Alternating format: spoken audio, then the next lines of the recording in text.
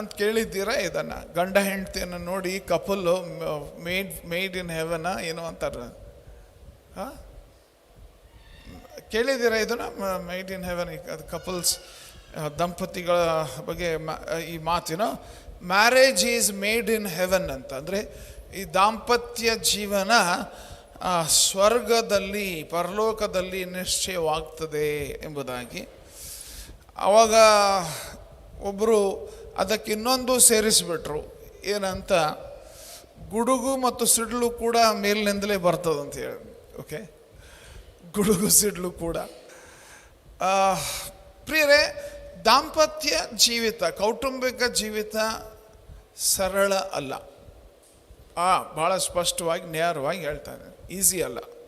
Okay, ನಾವು ಒಂದು ವೇಳೆ ಇದನ್ನು ಭಾಳ ನಾವು ಹಗುರವಾಗಿ ತೆಗೆದುಕೊಳ್ತಾ ಇದ್ದರೆ ಎಚ್ಚರಿಕೆ ಕೊಡ್ತೇನೆ, ಅನುಭವಸ್ಥರಿಗೆ ನಿಮಗೆ ಗೊತ್ತಿದೆ, ದಾಂಪತ್ಯ ಜೀವಿತ ಕಠಿಣವಾದಂಥ ಪ್ರಯಾಣ. ಇನ್ಫ್ಯಾಕ್ಟ್ ಇಲ್ಲಿ ನಾವು ಜಾಗೃತಿಯಿಂದ ಯೋಚಿಸಬೇಕು. ದೇವರ ಒಂದು ಮಾರ್ಗದರ್ಶನ ಇಲ್ಲದೆ, ದೇವರ ಸಾನ್ನಿಧ್ಯವಿಲ್ಲದೆ, ದೇವರ ಒಂದು ನಡೆಸುವಿಕೆ ಇಲ್ಲದೆ ಕೌಟುಂಬಿಕ ಜೀವಿತ ನಾವು ಜೀವಿಸೋದಕ್ಕೆ ಹೋಗುವಾಗ ಇದು ಅನೇಕ ಹೋರಾಟಮಯವಾದ ಸ್ಥಿತಿಯಾಗಿ ಕಷ್ಟಕರ ಸ್ಥಿತಿ ಆಗಲಿಕ್ಕೆ ಸಾಧ್ಯತೆ ಉಂಟು. ಇಲ್ಲಿ ಕೆಲವರು ಅವಿವಾಹಿತರಿದ್ದೀರಿ, ಇದು ನಿಮಗೆ ವಿವಾಹದ ಕುರಿತಾದಂಥ ಪ್ರೀ ಮ್ಯಾರಿಟಲ್ ಕೌನ್ಸಿಲಿಂಗ್ ದಿನ ಇದು. ಓಕೆ, ದಾಂಪತ್ಯ ಅಂದರೆ ಏನು, ವಿವಾಹ ಅಂದರೆ ಏನು, ಅದರ ಕುರಿತು ಕಲಿತ್ಕೊಳ್ಬೇಕು ನೀವು. ಈಗ ನೀವು ಏನಂತಾರೆ, ಇದು ಬರೀ ಕುಟುಂಬದ ಬಗ್ಗೆ ಇದೆ, ನನಗೆ ಸಂಬಂಧ ಇಲ್ಲ ಅಂತ ನೀವು ಏನಂತ ಶಟ್ ಡೌನ್ ಮಾಡಿ ಮೊಬೈಲ್ನಲ್ಲಿ ಬ್ಯುಸಿ ಆಗುವಂಥ ಸಮಯ ಇದಲ್ಲ. ನಿಮ್ಮ ಭವಿಷ್ಯತ್ತಿನ ಕುಟುಂಬಕ್ಕೋಸ್ಕರ ಕೂಡ ಇದನ್ನು ನೀವು ಕಲಿಬೇಕು ಇವಾಗ. ಅದಕ್ಕಾಗಿ ಈ ಸರಣಿಯನ್ನು ನಾವು ಆರಂಭಿಸಿದ್ದೇವೆ. ಓಕೆ, ಪ್ರತಿಯೊಬ್ಬರು ಕುಟುಂಬ ಅಂದರೆ, ದೇವರ ವಾಕ್ಯದ ಪ್ರಕಾರ ಕುಟುಂಬ ಅಂದರೆ ಏನು ಎಂಬುದನ್ನು ನಾವು ಕಲೀಲೇಬೇಕು. ಸೊ ಇಲ್ಲಿ ನಾವು ಇದು ಕಠಿಣ ಅಂತ ಹೇಳ್ತಾ ಇರುವಾಗ ಒಂದು ಯೋಚನೆ ಮಾಡ್ರಿ, ಈ ಒಂದು ಮಾತು ಕೂಡ ಹೇಳ್ತಾರೆ, ಏನಂದರೆ ಮದುವೆ ಅನ್ನುವಂಥ ಈ ಸಂಬಂಧ ಇಲ್ಲದೇ ಇದ್ದಿದ್ರೆ, ಇಲ್ಲವೇ ಇಲ್ಲ ಅಂತ ಎಂಬುದಾಗಿ ಯೋಚನೆ ಅಥವಾ ಒಂದು ವೇಳೆ ಆ ಸ್ಥಿತಿ ಇದ್ದಿದ್ರೆ, ಪುರುಷರು ವಿಶೇಷವಾಗಿ ಗಂಡಸರು ಯಾವುದೇ ತಪ್ಪುಗಳಿಲ್ಲ, ನನ್ನ ಜೀವನದಲ್ಲಿ ಯಾವುದೇ ತಪ್ಪುಗಳು ಇಲ್ಲ ಎಂದು ಭಾವಿಸಿ ಜೀವನ ಸಾಗಿಸ್ತಿದ್ರಂತೆ. ಓಕೆ, ಯೋಚನೆ ಮಾಡಿರಿ, ನನ್ನ ಜೀವನದೊಳಗೆ ಯಾವ ತಪ್ಪು ಇಲ್ಲ, ನಾನೇ ಪರ್ಫೆಕ್ಟ್ ಅಂತ ಹೇಳ್ಕೊಂಡು ಸುತ್ತಿದ್ರಂತೆ. ಓಕೆ, ಇನ್ನೊಂದು ಹೇಳಿಕೆ ಈ ರೀತಿಯಾಗಿದೆ, ಯಾವುದೇ ವಿವಾಹಿತ ಪುರುಷನು ತನ್ನ ತಪ್ಪುಗಳನ್ನು ಮರೆತು ಬಿಡಬೇಕು. ಓಕೆ, ಅವನ ಜೀವನದಲ್ಲಿ ಮಾಡಿರುವಂಥ ತಪ್ಪುಗಳನ್ನು ಮರೆತು ಬಿಡಬೇಕು. ಯಾಕೆಂದರೆ ಇಬ್ಬರು ವ್ಯಕ್ತಿಗಳು ಒಂದೇ ವಿಷಯವನ್ನು ನೆನಪಿಟ್ಕೊಳ್ಳೋದಕ್ಕೆ ಯಾವ ಉಪಯೋಗ ಇಲ್ಲಂತೆ. ಒಬ್ಬರೇ ನೆನಪಿಟ್ಕೊಳ್ಬೋದು ಅದನ್ನು. ಓಕೆ, ಇಬ್ಬರು ನೆನಪಿಟ್ಕೊಂಡ್ರೆ ಅದು ಸುಮ್ಮನೆ ಟೈಮ್ ವೇಸ್ಟು ಅಂತ ಒಂದು ಮಾತು. ಇನ್ನೊಂದು ಮಾತು ಈ ರೀತಿಯಾಗಿ ಹೇಳ್ತಾರೆ, ದಾಂಪತ್ಯಕ್ಕೆ ಸಂಬಂಧಪಟ್ಟಂತೆ ಯಾವುದೇ ಜಗಳದಲ್ಲಿ, ಅದು ವಿಶೇಷವಾಗಿ ಗಂಡ ಹೆಂಡತಿ ಜಗಳದಲ್ಲಿ ಕೊನೆಯ ಮಾತು ಯಾರ ಮಾತಿರ್ತದ? ಎಲ್ಲರೂ ನಗಾಗತ್ತಾರ. ಫೈನಲ್ ಮಾತು ಯಾರ ಮಾತು ಗೊತ್ತಾ? ಹೆಂಡತಿ ಏನು ಹೇಳ್ತಾಳೋ ಅದೇ ಫೈನಲ್ ಮಾತು. ಇದು ಜೀವನದ ಪಾಠ. ಓಕೆ, ನೀವು ದಯವಿಟ್ಟು ಇದನ್ನು ಬದಲಾಯಿಸಕ್ಕೆ ಹೋಗ್ಬಿಡ್ರಿ.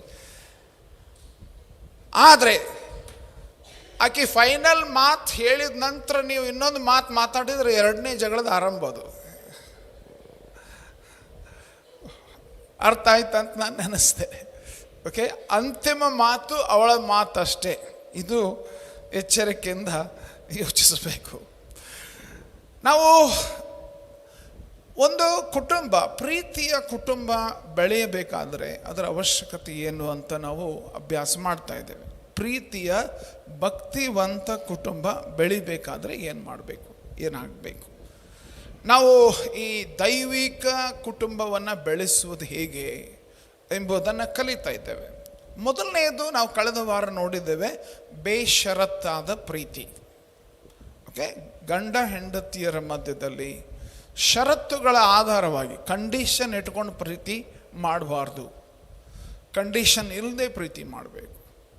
ಅದನ್ನು ನಾವು ನಮ್ಮ ದೇವರಿಂದ ಕಲಿತೇವೆ. ಯೇಸು ಸ್ವಾಮಿ ಯಾವ ರೀತಿಯಾಗಿ ನಮ್ಮನ್ನು ಬೇಷರತ್ತಾಗಿ ಯಾವ ಕಂಡೀಷನ್ ಇಲ್ಲದೆ ಪ್ರೀತಿ ಮಾಡಿದನೋ ಹಾಗೆ ನಾವು ಒಬ್ಬರನ್ನೊಬ್ಬರು ಪ್ರೀತಿಸಬೇಕು. ಎರಡನೆಯ ಒಂದು ಅವಶ್ಯಕತೆ, ಪ್ರೀತಿಯ ಕುಟುಂಬಗಳು ಬೆಳಿಬೇಕಂದ್ರೆ ಎರಡನೆಯ ಅವಶ್ಯಕತೆ ಅಂದರೆ ಆತ್ಮೀಯತೆ. ಓಕೆ, ಗಂಡ ಹೆಂಡತಿಯರ ಮಧ್ಯದಲ್ಲಿ ಆತ್ಮೀಯತೆ ಇರಬೇಕು. ಅದು ಒಂದು ವೇಳೆ ಕೇವಲ ಸ್ನೇಹಪರ ಜೀವಿತ ಎಂಬುದಾಗಿ ಅಲ್ಲ, ಶಾರೀರಿಕ ಸಂಬಂಧ ಮೊದಲುಗೊಂಡು ಆತ್ಮೀಯತೆಯ ಅವಶ್ಯಕತೆಯನ್ನು ದೇವರ ವಾಕ್ಯ ಈ ವಿಷಯವಾಗಿ ತಿಳಿಸ್ತದೆ. ನಾವು ಪ್ರಿಯರೇ, ಭಕ್ತಿವಂತ ಕುಟುಂಬಗಳು ಅಭಿವೃದ್ಧಿ ಹೊಂದಲು ಇನ್ನೂ ಕೆಲವು ಸಂಗತಿಗಳನ್ನು ಪೂರೈಸಬೇಕು. ಓಕೆ, ಈ 4 ಅವಶ್ಯಕತೆಗಳನ್ನು ಪೂರೈಸುವ ಕಾರ್ಯ ಕುಟುಂಬಗಳು ಮಾಡುವಾಗ ಅದು ನಿಮ್ಮ ಕುಟುಂಬದಲ್ಲಿ ಪ್ರೀತಿ ತುಂಬಿ ತುಳುಕುವ ಸ್ಥಿತಿಗೆ ಹೋಗ್ತದೆ, ಅದರಲ್ಲಿ ಯಾವ ಸಂಶಯವಿಲ್ಲ. ಆದರೆ ಎಷ್ಟು ಪ್ರಯತ್ನ ಮಾಡ್ತೀರಿ ಅದರ ಮೇಲೆ ಬಿಟ್ಟದ್ದು. ಓಕೆ, ಈ ಕಳೆದ ವಾರದಲ್ಲಿ ಬೇಷರತ್ತಾಗಿ ಪ್ರೀತಿಸಬೇಕು ಅಂತ ಹೇಳುವಾಗ ನೀವು ಹೇಳಿದ ಕೆಲಸ ನಿಮ್ಮ ಯಜಮಾನರು ಮಾಡೇ ಇಲ್ಲ, ಆದರೂ ಪ್ರೀತಿಸುವಂಥದ್ದು ಎಷ್ಟು ಕಠಿಣ ಅಂತ ನೀವು ನೋಡಿರ್ಬೋದು ಅಲ್ಲ.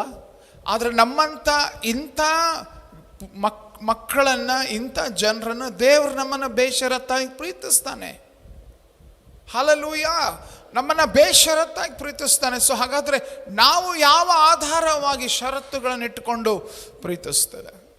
ಓಕೆ, ದೇವರ ಆತ್ಮೀಯತೆಯನ್ನು ನಮ್ಮಲ್ಲಿ ಬಯಸ್ತಾನೆ. ನಾವು ಅದಕ್ಕಾಗಿ ಎಷ್ಟು ಪ್ರಯಾಸ ಪಟ್ಟಿದ್ದೇವೆ.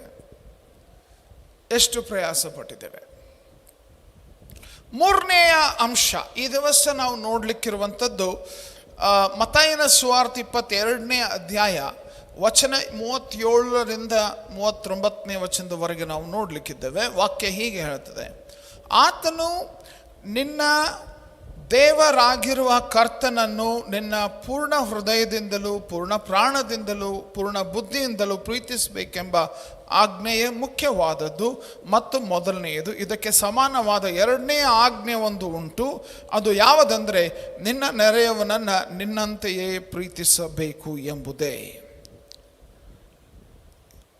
ಮೂರನೇ ಮಹತ್ವದ ಅವಶ್ಯಕತೆ ಈ ವಾಕ್ಯ ಆಧಾರಿತವಾಗಿ ನಾವು ಗಮನಿಸಲಿಕ್ಕಿದ್ದೇವೆ. ಮೂರನೇ ಅತ್ಯಂತ ಮಹತ್ವದ ಅವಶ್ಯಕತೆ ಅಂದರೆ ಪ್ರಿಯರೇ, ಸ್ತ್ರೀ ಪುರುಷರ ಮಧ್ಯದಲ್ಲಿ ಸ್ನೇಹ ಸಂಬಂಧ ಬೇಕು. ಓಕೆ, ಗಂಡ ಹೆಂಡತಿಯ ಮಧ್ಯದಲ್ಲಿ ಸ್ನೇಹದ ಸಂಬಂಧ, ಸ್ನೇಹಪರ ಜೀವಿತ ಇದು ಬೇಕು. ಇಲ್ಲಿ ವಾಕ್ಯ ಹೇಳ್ತಾ ಇರುವಾಗ ನಿಮ್ಮ ಪೂರ್ಣ ಹೃದಯ, ಪ್ರಾಣ, ಆತ್ಮ, ಮನಸ್ಸು, ಬುದ್ಧಿ, ಶಕ್ತಿ ಇವೆಲ್ಲವುಗಳನ್ನು ಬಳಸಿ ಪ್ರೀತಿಸಬೇಕು ಎಂಬುದಾಗಿ ಹೇಳುವಾಗ, ಮತ್ತು ಇದಕ್ಕೆ ಸಮಾನವಾದ ಇನ್ನೊಂದು ಆಜ್ಞೆ ಉಂಟು, ಅದು ನಿನ್ನ ನೆರೆಯವರನ್ನು ಓಕೆ ನಿಮ್ಮಂತೆಯೇ ಪ್ರೀತಿಸಬೇಕು ಅಂತ ಹೇಳ್ತಾ ಇರುವಾಗ, ನಿಮ್ಮ ಅತಿ ಸಮೀಪದ ನೆರೆ ಅಂದ್ರೆ ನಿನ್ನ ಗಂಡ ಅಥವಾ ನಿನ್ನ ಹೆಂಡತಿ. ಓಕೆ, ನಿನ್ನ ಗಂಡ ಅಥವಾ ನಿನ್ನ ಹೆಂಡತಿ, ಕ್ಲೋಸೆಸ್ಟ್ ನೇಬರ್, ಅತಿ ಸಮೀಪದ ನಿನ್ನ ನೆರೆಯವಳು. ನೀನು ನಿನ್ನ ಗಂಡ ಅಥವಾ ನಿನ್ನ ಹೆಂಡತಿಯನ್ನು ಪ್ರೀತಿಸಬೇಕು. ಶ್ರೇಷ್ಠವಾದ ಆಜ್ಞೆ ಯಾವುದು ಎಂಬುವ ಪ್ರಶ್ನೆಗೆ ಯೇಸು ಸ್ವಾಮಿ ಉತ್ತರಿಸಿ ಹೇಳಿದಂಥ ಮಾತಿದು. ಶ್ರೇಷ್ಠವಾದ ಆಜ್ಞೆ ಯಾವುದು? ದೇವರನ್ನು ನಾವು ಪೂರ್ಣ ಹೃದಯ, ಪ್ರಾಣ, ಆತ್ಮ, ಬಲದಿಂದ ಪ್ರೀತಿಸಬೇಕು. ಇದಕ್ಕೆ ಸಮಾನವಾದ ಇನ್ನೊಂದು ಆಜ್ಞೆ ಉಂಟು, ನಿನ್ನ ನೆರೆಯವನನ್ನು ನಿನ್ನಂತೆ ಪ್ರೀತಿಸು. ಇಲ್ಲಿ ಬಳಸಿರುವ ಪ್ರೀತಿ ಅನ್ನುವ ಶಬ್ದ ಯೋಚಿಸುವಾಗ ಇದು ನಿಸ್ವಾರ್ಥ ಪ್ರೀತಿ. ಇದು ಓಕೆ, ಇದು ಬೇಷರತ್ತಾದ ತ್ಯಾಗಮಯವಾದ ಪ್ರೀತಿ. ಇದು ವಿಶೇಷವಾಗಿ ಗಂಡ ಹೆಂಡತಿಯ ಮಧ್ಯದಲ್ಲಿ ವಿಶೇಷವಾಗಿ ಉಪಯೋಗಿಸಬಹುದಾದಂಥ ಅಥವಾ ಬೆಳೆಸಿಕೊಳ್ಳಬೇಕಾದಂಥ ಪ್ರೀತಿ. ನಾವು ದೇವರನ್ನು ಹೇಗೆ ನಾವು ಪ್ರೀತಿಸ್ತೇವೋ ಹಾಗೆಯೇ ನಮ್ಮ ನೆರೆಯವರನ್ನೂ ಕೂಡ ನಾವು ಪ್ರೀತಿಸುವಂಥವರಾಗಿರಬೇಕು. ಇದು ವಿಶೇಷವಾಗಿ ನಾವು ಉತ್ತಮವಾದ ಸ್ನೇಹಿತರಾಗಿ, ಗಂಡ ಹೆಂಡತಿ ಅನ್ನುವಂಥ ಸಂಬಂಧ ಅದು ಪ್ರೀತಿಯ ಸಂಬಂಧವಾಗಿ ಉತ್ತಮ ಶ್ರೇಷ್ಠವಾದ ಒಂದು ಸ್ನೇಹದ ಸಂಬಂಧವಾಗಿ ನಾವು ಸಾಕ್ಷಿಯಾಗಲಿಕ್ಕೆ ಸಾಧ್ಯ, ಸಾಕ್ಷಿಯ ಜೀವಿತ ನಾವು ಜೀವಿಸಲಿಕ್ಕೆ ಸಾಧ್ಯ. ನಮ್ಮ ಈ ಸ್ನೇಹಪರ ಸಂಬಂಧವನ್ನು, ನಮ್ಮ ಈ ಪ್ರೀತಿಯ ಸಂಬಂಧವನ್ನು ಲೋಕ ನೋಡುವಾಗ ಎಲ್ಲಿಂದ ಬಂತು ಇದು ಅಂತ ಪ್ರಶ್ನಿಸುವಾಗ ನಾವು ಇಲ್ಲಿ ಇದರ ಆಧಾರ ಕಂಡುಕೊಳ್ತೇವೆ. ದೇವರು ನಮ್ಮಿಂದ ಅಂತಹ ಪ್ರೀತಿಯನ್ನು ಬಯಸ್ತಾ ಇದ್ದಾನೆ. ಒಳ್ಳೆಯ ಸ್ನೇಹಿತರಾಗುವ ಮೂಲಕ ನಾವು ಒಳ್ಳೆ ಬಾಳ ಸಂಗಾತಿ ಆಗಲಿಕ್ಕೆ ಸಾಧ್ಯ. ಓಕೆ, ಇನ್ಫ್ಯಾಕ್ಟ್ ನಾವು ಈ ಗಂಡ ಹೆಂಡತಿಯ ಸಂಬಂಧಕ್ಕೆ ಸಂಬಂಧಪಟ್ಟಂತೆ ಒಂದು ಅಂಕಿ ಸಂಖ್ಯೆ, ನಂತರ ಸ್ಟ್ಯಾಟಿಸ್ಟಿಕ್ಸ್ ಈ ರೀತಿಯಾಗಿ ಹೇಳ್ತದೆ, ನಿಮ್ಮ ಆತ್ಮೀಯ ಶ್ರೇಷ್ಠ ಸ್ನೇಹಿತ ಯಾರು ಅಂತ ಒಂದು ಅಂದರೆ ಈ ಒಂದು ಅಂಕಿ ಸಂಖ್ಯೆ ಸ್ಟ್ಯಾಟಿಸ್ಟಿಷಿಯನ್ಸ್ ಕೆಲವರು ಕೇಳಿದಾಗ ಆ ಒಂದು ರಿಸಲ್ಟ್ ಏನಂದರೆ 90% ಗಂಡಸರು ಹೇಳಿದ್ದು ನನ್ನ ಹೆಂಡತಿ ಅಂತ. ನನ್ನ ಹೆಂಡತಿ ಗಂಡಸರು ಹೇಳ್ತಾ ಇದ್ದಾರೆ. ಬಟ್ ಹೆಂಗಸರು ಸಹ ದಯವಿಟ್ಟು ನಿಮ್ಮ ಗಂಡನೂ ಕೂಡ ನಿಮ್ಮ ಆತ್ಮೀಯ ಸ್ನೇಹಿತ ಅನ್ನುವಂಥದ್ದನ್ನು ನೀವು ಅರಿತುಕೊಳ್ಬೇಕು, ಬೆಳೆಸಿಕೊಳ್ಬೇಕಾಗಿದೆ. ಪ್ರಿಯರೇ, ಹೊಸ ಒಡಂಬಡಿಕೆಯ ಭಾಷೆಯಲ್ಲಿ ನಾವು ನೋಡುವಾಗ ಪ್ರೀತಿ ಅನ್ನುವಂಥ ಶಬ್ದ 3 ಥರವಾಗಿ ಉಪಯೋಗಿಸಲ್ಪಡ್ತದೆ ಎಂಬುದಾಗಿ ನೀವು ಕೇಳಿರ್ಬೋದು. ಅಗಾಪೆ ಅಂದರೆ ಅದು ಬೇಷರತ್ತಾದ ಪ್ರೀತಿ, ಇರೋಸ್ ಕಾಮುಕ ಪ್ರೀತಿ, ಫಿಲಿಯೋ ಅಂದರೆ ಸ್ನೇಹದ ಪ್ರೀತಿ. ಓಕೆ, 3 ಥರವಾದ ಪ್ರೀತಿಯ ಕುರಿತು ನಾವು ಬೈಬಲ್ನಲ್ಲಿ ನೋಡ್ತೇವೆ. ಬೇಷರತ್ತಾದ ಪ್ರೀತಿ, ಪ್ರೇಮ ಮತ್ತು ಪ್ರಣಯದ ಸಂಬಂಧಪಟ್ಟಂಥ ಪ್ರೀತಿ, ಸ್ನೇಹಪರ ಪ್ರೀತಿ. ನಮ್ಮ ಕುಟುಂಬಗಳಲ್ಲಿ ನಾವು ಭಕ್ತಿವಂತ ಕುಟುಂಬಗಳಾಗಿ ಗಂಡ ಹೆಂಡತಿಯ ಸಂಬಂಧದಲ್ಲಿ ದೇವರ ಅಪೇಕ್ಷೆ ಪ್ರಕಾರ ನಾವು ಸಾಗಬೇಕಾದ್ರೆ ಈ 3 ಥರದ ಪ್ರೀತಿಯ ಅವಶ್ಯಕತೆ ಇದೆ. ಅಗಾಪೆ ಬೇಷರತ್ತಾದ ಪ್ರೀತಿ, ಇರೋಸ್ ಗಂಡ ಹೆಂಡತಿಯ ಮಧ್ಯದಲ್ಲಿ ದೈಹಿಕ ಸಂಬಂಧಕ್ಕೆ ಸಂಬಂಧಪಟ್ಟಂಥ ಪ್ರೀತಿ, ಮತ್ತು 3ನೇದು ಫಿಲಿಯೋ ಸ್ನೇಹದ ಪ್ರೀತಿ. ಈ 3 ಕುಟುಂಬ ಪ್ರೀತಿಯಲ್ಲಿ ಬೆಳೆಯುವುದಕ್ಕಾಗಿ, ಭಕ್ತಿಯಲ್ಲಿ ಬೆಳೆಯುವುದಕ್ಕಾಗಿ ಅವಶ್ಯಕತೆ ಇದೆ. ಪ್ರಿಯರೇ, ನಾವು ವಿಚಿತ್ರವಾದ ಒಂದು ಅಂಶ ನಿಮ್ಮ ಗಮನಕ್ಕೆ ತರ್ತೇನೆ. ಇರೋಸ್ ಅನ್ನುವಂಥದ್ದು, ಈ ಕಾಮ ಅಥವಾ ಶಾರೀರಿಕ ಸಂಬಂಧಕ್ಕೆ ಸಂಬಂಧಪಟ್ಟಂಥ ಪ್ರೀತಿಯ ಈ ಶಬ್ದ ಎರೋಸ್ ಅನ್ನುವಂಥ ಶಬ್ದ ವಿಚಿತ್ರ ಅಂತಂದರೆ ಹೊಸ ಒಡಂಬಡಿಕೆಯಲ್ಲಿ 1 ಸಾರಿಯೂ ಬಳಸಲ್ಪಟ್ಟಿಲ್ಲ. ಓಕೆ, 1 ಸಾರಿಯೂ ಬಳಸಲ್ಪಟ್ಟಿಲ್ಲ.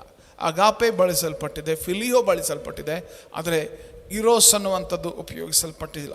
ಸೊ ಫಿಲಿಯೋ ಅಂದರೆ ಸ್ನೇಹಪರ ಪ್ರೀತಿ, ಗಂಡ ಹೆಂಡತಿಯ ಮಧ್ಯದಲ್ಲಿ ಸ್ನೇಹಪರ ಪ್ರೀತಿ ಇಲ್ಲದೆ ಬರೀ ಅಗಾಪೆ ಪ್ರೀತಿ ಇದೆ, ಬೇಷರತ್ತಾದ ಪ್ರೀತಿ.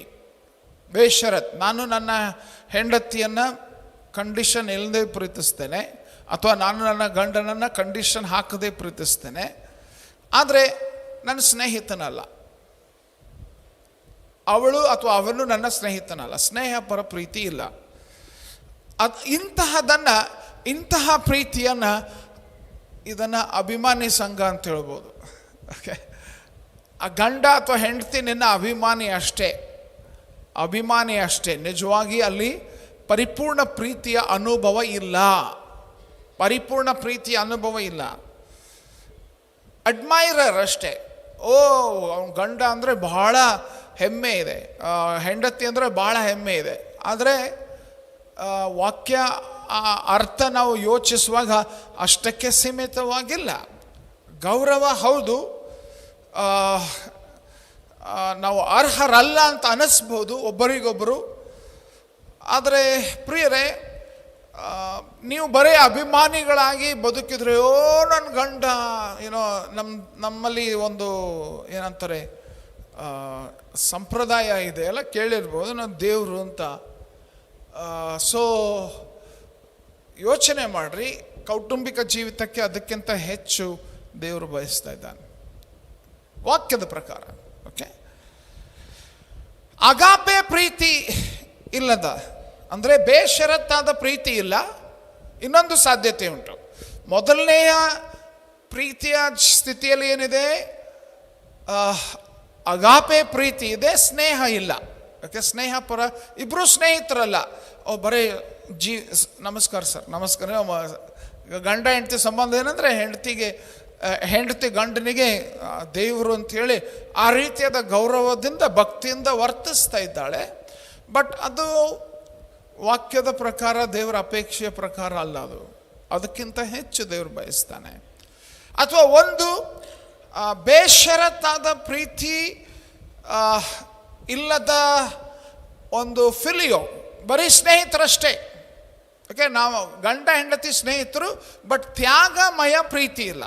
ಮೊದಲನೆಯದರಲ್ಲಿ ಫಿಲಿಯೋ ಇಲ್ಲ. ಫಿಲಿಯೋ ಅಂದರೆ ಈ ಸ್ನೇಹಪರ ಪ್ರೀತಿ ಇಲ್ಲ. ಬಟ್ ಎರಡನೇ ಅಂಶ ಏನಂದರೆ ಈ ಒಂದು ಅಗಾಪೆ ಪ್ರೀತಿ ಇಲ್ಲ, ಬರೀ ಫಿಲಿಯೋ ಇದೆ. ಅಂದರೆ ಸ್ನೇಹಿತರಾಗಿ ಜೀವಿಸ್ತಾ ಇದ್ದೀರಿ ನೀವು. ಗಂಡ ಹೆಂಡತಿ ಅಲ್ಲ, ರೂಮ್ಮೇಟ್ಸ್ ಅಷ್ಟೇ. ಓಕೆ, ಅಂಥ ಪ್ರೀತಿ ಕೇವಲ ಅದು ರೂಮ್ಮೇಟ್ಸ್ ಅಂದರೆ ಒಂದೇ ರೂಮ್ನಲ್ಲಿ ವಾಸಿಸುತ್ತಿರುವ ಇಬ್ಬರು ವ್ಯಕ್ತಿಗಳು. ಓಕೆ, ಎಚ್ಚರಿಕೆ. ಯಾಕಂದರೆ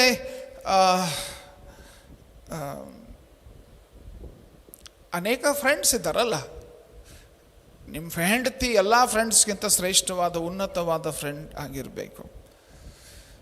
ಇನ್ನೊಂದು ಸಾಧ್ಯತೆ ಕೂಡ ಉಂಟು. ಸ್ನೇಹದ ಪ್ರೀತಿಯ ಜೊತೆಗೆ ಅಗಾಪೆ ಅಂದರೆ ಬೇಷರತ್ತಾದ ಪ್ರೀತಿ ಜೊತೆಯಾಗಿರುವಾಗ ಮಾತ್ರ ನಮ್ಮ ಹೃದಯಗಳು ಅದು ಸಿಹಿಯಾದ ಪ್ರೀತಿ ಆಗ್ತದೆ. ಅದು ಸಿಹಿಯಾದ ಪ್ರೀತಿ ಎಂಬುದಾಗಿ ಹೇಳುವಾಗ, ನೀವು ನಿಮ್ಮ ಆ ಸ್ನೇಹಿತೆ ಅವಳನ್ನು ಬೇಷರತ್ತಾಗಿ ಪ್ರೀತಿಸುತ್ತಾ ಇದ್ದೀರಿ. ಅದರ ಜೊತೆಗೆ ನಿಮ್ಮ ಆ ಒಂದು ಸ್ನೇಹಪರ ಪ್ರೀತಿಯೂ ಉಂಟು. ಇದು ಎರಡು ಜೊತೆಯಾಗಿರುವಾಗ ಅಲ್ಲಿ ನಿಜವಾದ ಪ್ರೀತಿ ಅರಳುತ್ತದೆ. ಓಕೆ, ಸೊ ಏನು ಮಾಡಬೇಕು? ಪ್ರಶ್ನೆ, ಏನು ಮಾಡಬೇಕು ಪಾಸ್ಟ್ರೆ? ಏನು ಮಾಡಬೇಕು? ಅಗಾಪೆ ಪ್ರೀತಿ, ಫಿಲಿಯೋ, ಈರೋಸ್, ಇದೆಲ್ಲ ನಾವು ವಾಕ್ಯದ ಬಗ್ಗೆ ಅನೇಕ ವಿಷಯಗಳು ನಾವು ಕೇಳ್ತಾ ಇದ್ದೇವೆ. ಏನು ಮಾಡಬೇಕು? ಇಲ್ಲಿ ನಾವು ಸೂಕ್ಷ್ಮವಾಗಿ ಈ ಪ್ರೀತಿಗೆ ಸಂಬಂಧಪಟ್ಟಂತೆ ಗೌರವದಿಂದ ಸನ್ಮಾನಿಸುತ್ತಾ, ವಿಶೇಷವಾಗಿ ನೀನು ಹೆಂಡತಿಗೆ ಅಥವಾ ಗಂಡನಿಗೆ ನೀನು ಹೇಳಬೇಕೇನೆಂದರೆ, ನೀನು ನನ್ನ ಬೆಸ್ಟ್ ಫ್ರೆಂಡ್. ಓಕೆ, ನೀವು ಅಕ್ಕಪಕ್ಕದಲ್ಲಿ ಕೂತ್ಕೊಂಡಿದ್ದೀರಲ್ಲ ಇವತ್ತು, ಅವರು ನೀವು ವಾಪಸ್ ಹೋಗ್ಬಿಟ್ರಿ ಹಳೆ ಜಾಗಕ್ಕೆ. ನಿಮ್ಮ ಹೆಂಡತಿಗೆ ಹೇಳ್ರಿ, ನೀನು ನನ್ನ ಬೆಸ್ಟ್ ಫ್ರೆಂಡ್ ಅಂತ ಹೇಳ್ರಿ. ಮದುವೆ ಆಗಿ ಕುಂತವ್ರು ನೀವು ಹೇಳ್ರಿ ಇವಾಗ. ಅಥವಾ ನಿಮ್ಮ ಗಂಡನಿಗೆ SMS ಮಾಡಿ ಅಥವಾ ಏನಂತಾರೆ ಇದು ವಾಟ್ಸಪ್ ಮಾಡಿ ಹೇಳ್ರಿ, you are my best friend ಅಂತ. Okay, you are my best friend. Okay, ವಿಶೇಷವಾಗಿ ಗಂಡಸರು ನೀವು ನಿನ್ನ ಹೆಂಡತಿ ನಿನ್ನ ಬೆಸ್ಟ್ ಫ್ರೆಂಡ್ ಆಗಿರಬೇಕು. ಓಕೆ, ಗರ್ಲ್ ಫ್ರೆಂಡ್ಸ್ ಅಲ್ಲ. ಓಕೆ, ಎಚ್ಚರಿಕೆ, ಗರ್ಲ್ ಫ್ರೆಂಡ್ಸ್ ಅಲ್ಲ. ಅವಳು ಒಂದು ವೇಳೆ ಏನು ಬೇಕಾದ ಯಾವುದೇ ರೀತಿಯಾಗಿ ವರ್ತಿಸಲಿ, ನಿನ್ನ ಬೆಸ್ಟ್ ಫ್ರೆಂಡ್. ಅವಳಿಗೆ ಫ್ರೆಂಡ್ಶಿಪ್ನಲ್ಲಿ ಏನು ಗೊತ್ತಾ, ಒಂದು ಭಾಳ ವಿಶೇಷವಾದ ಅಂಶ, ಸ್ನೇಹದ ಸಂಬಂಧದಲ್ಲಿ ಏನು ವಿಶೇಷತೆ ಇರ್ತದೆ ಗೊತ್ತಾ, ಒಬ್ಬರಿಗೊಬ್ಬರು ಸತ್ಯ ಹೇಳ್ತಾರೆ. ಹೌದನೇ ಇಲ್ರಿ? ಫ್ರೆಂಡ್ಸ್ ಸತ್ಯ ಹೇಳ್ತಾರೆ. ಈ ಏನಂತಾರೆ, ಅಭಿಮಾನಿಗಳು ನೀವು ತಪ್ಪು ಮಾಡಿದ್ರು ಜೈ ಜೈ ಜೈ ಅಂತ ಹೇಳ್ತಿರ್ತಾರೆ. ನಿಜವಾದ ಫ್ರೆಂಡ್ಸ್ ಏನು ಹೇಳ್ತಾರೆ, ಹಿಂಗೆ ಮಾತಾಡಿದ್ದೀನಿ ನೀನು ಸರಿಯಲ್ಲ ಅಂತ ಹೇಳ್ತಾರೆ. Yes sir no. ನಿಜವಾದ ಫ್ರೆಂಡ್ಸ್ ಸತ್ಯ ಹೇಳ್ತಾರೆ. ಓಕೆ, ಸೊ ಏನು ಗೊತ್ತಾ, ಅವಳಿಗೆ ನಿನ್ನ ಪ್ರಾಮಾಣಿಕತೆ ಬೇಕು. ಓಕೆ, ನಿನ್ನ ಪ್ರಾಮಾಣಿಕತೆ ಬೇಕು. ಒಂದು ವೇಳೆ ಅವಳು ನಿನ್ನಲ್ಲಿ ಇನ್ಫ್ಯಾಕ್ಟ್ ಇದು ದಯವಿಟ್ಟು ಯೋಚನೆ ಮಾಡಿ, ಇದು ಹೆಂಡತಿ ನಿನ್ನಿಂದ ಅಪೇಕ್ಷಿಸ್ತಾ ಇರುವಂಥದ್ದು. ನಿನ್ನ ಪ್ರಾಮಾಣಿಕತೆ ಬೇಕು. ನೀನು ನಿನ್ನ ಬಲಹೀನತೆಯಲ್ಲಿ ಬೀಳುವಾಗ, ಓಕೆ, ನಿನ್ನ ಒಂದು ವೇಳೆ ನಿನ್ನ ನಡತೆಯ ಬಗ್ಗೆ, ನಿನ್ನ ಮಾತುಗಳ ಬಗ್ಗೆ ಏನು ಗೊತ್ತಾ, ಪ್ರಾಮಾಣಿಕತೆಯನ್ನು ಬಯಸ್ತಾಳೆ. ಅದರಲ್ಲಿ ಲೋಪ ದೋಷಗಳು ಕಂಡು ಬಂದಾಗ ಒಂದು ವೇಳೆ ಅವಳು ತಿಳಿಸ್ತಾ ಇದ್ದರೆ ಅದು ಒಬ್ಬ ಪ್ರಾಮಾಣಿಕ ಯಥಾರ್ಥ ಸ್ನೇಹಿತರು ಹೇಳ್ತಾರೆ. ಓಕೆ, ವೈರಿಗಳಲ್ಲ. ವೈರಿಗಳು ಬೀಳಿ, ನಾನು ತಪ್ಪು ಮಾಡುವಾಗ ಹಾಳಾಗಿ ಹೋಗ್ಲಿ ಅಂತ ಹೇಳ್ಬೋದು. ಬಟ್ ಪ್ರಾಮಾಣಿಕ ಸ್ನೇಹಿತರು, ನಿಜವಾದ ಸ್ನೇಹಿತರು ಬಲಹೀನತೆಗಳಲ್ಲಿ ನಾವು ಬೀಳುವಂಥ ಸಮಯದಲ್ಲಿ ಹೇಳ್ತಾರೆ, ಎಚ್ಚರಿಕೆ, ನೀನು ಅದರಲ್ಲಿ ಇರಬಾರ್ದು, ಹೋಗಬಾರ್ದು. ಸೊ ಅಪೇಕ್ಷೆ ಇದು, ನೀನು ಪ್ರಾಮಾಣಿಕವಾಗಿರಬೇಕು. ಓಕೆ, ಅಗಾಪೆ ಮತ್ತು ಈ ಫಿಲಿಯೋ ಪ್ರೀತಿಯ ಸಂಬಂಧಪಟ್ಟಂತೆ ಇದನ್ನು ಯೋಚಿಸು. ಅವಳಿಗೆ ನಿನ್ನ ಗೌರವ ಬೇಕು, ರೆಸ್ಪೆಕ್ಟ್ ಹರ್. ನಿನ್ನ ಗೌರವ ಬೇಕು. ಗೌರವ ಕೊಡಲಿಲ್ಲಪ್ಪ ಅಂತಂದರೆ ಅಪಾಯ. ಹೆಚ್ಚು ಕಡಿಮೆ ಅನೇಕ ದಾಂಪತ್ಯಗಳು ಕುಸಿದು ಬೀಳ್ತಾ ಇರೋದಕ್ಕೆ ಇಂದು ನಾವು ನೋಡ್ತಾ ಇದ್ದೇವೆ. ಒಬ್ಬರಿಗೊಬ್ಬರು ಗೌರವಿಸ್ತಾ ಇಲ್ಲ. ಹೆಂಡತಿ ಗಂಡನನ್ನು ಗೌರವಿಸ್ತಾ ಇಲ್ಲ. ನನಗೆ ಒಂದು ಘಟನೆ ನೆನಪಿದೆ. ಒಂದು ಕುಟುಂಬ ಮದುವೆ ಆದ 3ನೇ ದಿನ ಇಲ್ಲಿ ಎಲ್ಲ ಏನ್ಲೇ ಹಂಗ್ಲೇ ಅಂತ ಮಾತಾಡೋದು ಕೇಳಿದ್ದೀರಲ್ಲ. ಇದು ಮಂಗಳವಾಣಿ ಹುಬ್ಬಳ್ಳಿ ಒಳಗೆಲ್ಲ ಏನ್ಲೇ ಅನ್ಲೋ. ಮದುವೆ ಆದ 3ನೇ ದಿನ ಅವಳು ತನ್ನ ಗಂಡನಿಗೆ ಬಾರ್ಲೋ ಅಂದ್ಬಿಟ್ಟವಳೆ. ಓಕೆ, ಬಾರ್ಲೇ ಅಂದವಳೆ. ರೋಡ್ನಲ್ಲೇ ಅವನು ಕಪಾಳ ಗಿಡ್ಡಿಗೆ ಒಂದು ಕೊಟ್ಟಾನು. ಓಕೆ, ಹೊಡಿಬಾರ್ದು, ಹಂಗೆ ಗಂಡ ಹೆಂಡತಿ ಆ ರೀತಿ ಕೈ ಎತ್ತು ಕಾನೂನಿನ ಪ್ರಕಾರ ತಪ್ಪು, ವಾಕ್ಯದ ಪ್ರಕಾರನೂ ತಪ್ಪು. ಬಟ್ ಗೌರವ ಬೇಕು. ಓಕೆ, ಒಬ್ಬರಿಗೊಬ್ಬರು ಗೌರವಿಸಬೇಕು. ಅವಳೊಂದಿಗೆ ನೀನು ದಯೆಯಿಂದ ಗೌರವದಿಂದ ಮಾತಾಡು. ನಿಮ್ಮ ಒಂದು ವೇಳೆ ನಿರಾಶೆಗೊಳಿಸುವಂಥ ಕೆಲಸ ಮಾಡಿದರೂ ಕೂಡ ಬೈಬೇಡ, ಕೀಳಾಗಿ ಮಾತಾಡಬೇಡ, ನೋಡಬೇಡ. ಇನ್ಫ್ಯಾಕ್ಟ್ ಅವಳ ಬಗ್ಗೆ ಯಾವಾಗಲೂ ಗೌರವದಿಂದ ಮಾತಾಡ್ತಾ ಇರಬೇಕು. ಹೆಣ್ಮಕ್ಳು, ನಿಮ್ಮ ಅಗಾಪೆ ಪ್ರೀತಿ, ಇದು ಸ್ನೇಹಪರ ಪ್ರೀತಿ ಎಂದಾಗ ಹೇಳುವಾಗ ಏನು ಗೊತ್ತಾ, ಇದು ಗಂಡನು ನಿಮ್ಮಿಂದ ಅಪೇಕ್ಷಿಸ್ತಾ ಇರುವಂಥದ್ದು. ಅವನು ನಿಮ್ಮಿಂದ ಏನಂತಾರೆ, ವಾಸ್ತವಿಕ ನಿಜ ಸ್ಥಿತಿ ಇರುವಂಥ ಏನಂತಾರೆ ರಿಯಲಿಸ್ಟಿಕ್ ಎಕ್ಸ್ಪೆಕ್ಟೇಷನ್ಸ್ ಅಂತ ಹೇಳ್ತಾರೆ, ಅದು ಹೊಂದಿಕೊಂಡಿರಬೇಕು. ಅದನ್ನು ಅಪೇಕ್ಷಿಸ್ತಾನೆ. ಓಕೆ, ಅವನು ಎಂದಿಗೂ ಕೂಡ ನಿನ್ನ ಹುಡುಗಿಯರ ಮಧ್ಯದಲ್ಲಿ ಸ್ನೇಹ ಹೆಂಗಿರ್ತದಲ್ಲ ಹಂಗೆ ನಿನ್ನ ಹುಡುಗಿ ಥರ ಅಲ್ಲ. ಅವನು is a bye, is a ಗಂಡ ಅವನು. ಓಕೆ, ನೀನು ಅವನು ಹುಡುಗಿ ಥರ ಇರ್ಬೇಕು. ನಿನ್ನ ಉಳಿದ ಹುಡುಗಿಯರ ಸ್ನೇಹಿತರು ಇರ್ತಾರಲ್ಲ ಅವ್ರ ಥರ ನೀನು ಅವನನ್ನು ಅಪೇಕ್ಷಿಸ್ತಾ ಇದ್ರಿ ಸಾಧ್ಯ ಇಲ್ಲ. ಅವನು ಹುಡುಗನಂತೆ ವರ್ತಿಸ್ತಾನೆ. ನೀನು ನಿನ್ನ ಆತ್ಮೀಯ ಸ್ನೇಹಿತನಾಗಿದ್ದಾನೆ. ಓಕೆ, ಸತ್ಯವನ್ನು ಹೇಳುವಂಥ ಆತ್ಮೀಯ ಸ್ನೇಹಿತ. ನಿನ್ನ ಎಕ್ಸ್ಪೆಕ್ಟೇಷನ್ಸ್ನಲ್ಲಿ ರಿಯಲಿಸ್ಟಿಕ್ ಎಕ್ಸ್ಪೆಕ್ಟೇಷನ್ಸ್ ಇಟ್ಕೊಂಡಿಲ್ಲ ಅಂತಂದರೆ ಈ ಅಗಾಪೆ ಪ್ರೀತಿ ಇದೆಲ್ಲ ಆಗಲ್ಲ. ಸೊ ನೀನು ಇದರ ವಿಷಯವಾಗಿ ಯೋಚನೆ ಮಾಡು. ಅವನಿಗೆ ನಿನ್ನ ಒಂದು ಪ್ರೀತಿ ಪ್ರಾಮಾಣಿಕವಾಗಿರ್ಬೇಕಂತ ಕೂಡ ಆತನ ಬಯಸ್ತಾನೆ. ಓಕೆ, ಇದು ಕಿರಿಕಿರಿ ಕೊಡೋದಲ್ಲ, ಗಂಡನಿಗೆ ಕಿರಿಕಿರಿ ಕೊಡೋದು ನೋ, ತಪ್ಪದು. ನಾವು ಕಿರುಕುಳ ಕೊಡುವಂತಹ ಒಂದು ಕೌಟುಂಬಿಕ ಜೀವಿತ ಜೀವಿಸುವಂಥದ್ದು ಸಂಪೂರ್ಣವಾಗಿ ತಪ್ಪು. ಅವನು ಸಲಹೆ ಅಥವಾ ಮಾರ್ಗದರ್ಶನ ಕೇಳಿದಾಗ ಪ್ರೀತಿಯಿಂದ ಅವನಿಗೆ ಅದನ್ನು ನೀಡು. ಓಕೆ, ಇಲ್ಲೊಂದು ಭಾಳ ಗಂಡಸರಿಗೆ ಭಾಳ ದೊಡ್ಡ ತಲೆನೋವು ಅಂದರೆ ಟೈಮ್. ಓಕೆ, ಸಮಯ ಪ್ರಜ್ಞೆ ಭಾಳ ಯೋಚನೆ ಮಾಡ್ರಿ ಅದನ್ನು ಗಂಭೀರವಾಗಿ. ಅವರು ಮತ್ತೊಂದು ಗಂಡಸರ ಒಂದು ವಿಷಯ ಏನು ಗೊತ್ತಾ, ಕೆಲವರು ಹಿಂಗೆ ಜೀವಿಸ್ತಾರೆ. ಏನಂದರೆ ಯಾವುದೇ ಬದಲಾವಣೆ ಬಗ್ಗೆ, ಯಾವುದೇ ಸುಧಾರಿಸೋದ್ರ ಬಗ್ಗೆ ಇದೆಲ್ಲ ನನ್ನ ಮುಂದೆ ಹೇಳಕ್ಕೆ ಹೋಗ್ಬೇಡ್ರಿ. ಓಕೆ, ನನ್ನ ಸುಧಾರಣೆಯ ಬಗ್ಗೆ ಅಥವಾ ನನ್ನ ಬದಲಾವಣೆ ಬಗ್ಗೆ ಮಾತಾಡುವಂಗಿಲ್ಲ ಪ್ರಿಯರೇ. ಅದು ನಾನು ಪರ್ಫೆಕ್ಟು, ನನ್ನ ಬದಲಾವಣೆ ಬಗ್ಗೆ ನಾನು ಸುಧಾರಿಸಬೇಕು ಅಂತ ಯಾರು ಒಂದು ವೇಳೆ ನೀವು ಯೋಚನೆ ಮಾಡ್ತಾ ಇದ್ದರೆ ನಿಮ್ಮ ಏನಂತಾರೆ ಇಮ್ಮೆಚ್ಯೂರಿಟಿ, ಅದು ಅಪ್ರಬುದ್ಧತೆ. ಅಂದರೆ ನೀವು ಬುದ್ಧಿ ಕೌಟುಂಬಿಕವಾಗಿ ನೀವು ಕುಟುಂಬವಾಗಿ ಬೆಳಿಬೇಕಾಗಿತ್ತು, ಬೆಳೆದಿಲ್ಲ ಅಷ್ಟೇ. ಬುದ್ಧಿ ಕಡಿಮೆ ಆಗಿರುವಾಗ ನನಗೇನು ಹೇಳಕ್ಕೆ ಹೋಗ್ಬೇಡ ನೀನು, ಈ ಜಗಳದಾಗ ಬಂದಿರ್ತಾವಲ್ಲ ಯಾರು ನೀವು ಹಾಗೆಲ್ಲ ಮಾತಾಡಲ್ಲ, ನಾವು ಬೇರೆಯವ್ರ ಬಗ್ಗೆ ಕೇಳಿದೆ, ನೀ ಏನು ನನಗೇನು ಹೇಳ್ತೀನಿ, ನನಗೇನು ಹೇಳಕ್ಕೆ ಹೋಗ್ಬೇಡ. ಅದೇನಂದರೆ ನಿನ್ನ ಬೆಳವಣಿಗೆ ಇಲ್ಲದ ಬುದ್ಧಿಯ ಸ್ಥಿತಿ ಅದಷ್ಟೇ. ಬುದ್ಧಿವಂತರು ಯಾವಾಗಲೂ ಹೌದಾ ನಾನು ಸುಧಾರಿಸ್ತೇನೆ ಹೇಳು, ಯಾವ ರೀತಿಯಾಗಿ ಬದಲಾಗಲಿ. ಕಲಿಯುವ ಮನೋಭಾವನೆ ಅದು ಬುದ್ಧಿವಂತರ ಮನೋಭಾವನೆ. ಬುದ್ಧಿ ಇಲ್ದವ್ರು ನನಗೆಲ್ಲ ಗೊತ್ತು, ನೀನೇನು ಹೇಳೋದು ಬೇಕಾಗಿಲ್ಲ ಅಂತ ಮಾತಾಡ್ತಾರೆ. ಓಕೆ, ನನಗೆಲ್ಲ ಗೊತ್ತು. ಜಾಗ್ರತೆ ಪ್ರಿಯರೇ, ನೀನು ಅವನನ್ನು ಹೆಂಡತಿಯಾಗಿ ನೀನು ಅವನನ್ನು ಕ್ಷಮಿಸುವಂಥ ಅಗತ್ಯವಿದೆ. ಅದರಲ್ಲಿ ವಿಶೇಷವಾಗಿ ಕೆಲವೊಂದು ತಪ್ಪುಗಳಾಗಿರ್ತವೆ. ಕುಟುಂಬ ಆರಂಭವಾಗ್ತಾ ಇದ್ದಂತೆ ಆರಂಭಿಕ ಹಂತದಲ್ಲಿ ಅನೇಕ ತಪ್ಪುಗಳಾಗಿರ್ತದೆ. ಒಂದು ವೇಳೆ ಅದು ಸಾಲದ ವಿಷಯದಲ್ಲಿರ್ಬೋದು, ನಡತೆಯ ವಿಷಯದಲ್ಲಿರ್ಬೋದು, ಅದು ಇನ್ಫ್ಯಾಕ್ಟ್ 5 ವರ್ಷದ ಹಿಂದಾಗಿರ್ಬೋದು ಅಥವಾ 10 ವರ್ಷದ ಹಿಂದಾಗಿರ್ಬೋದು.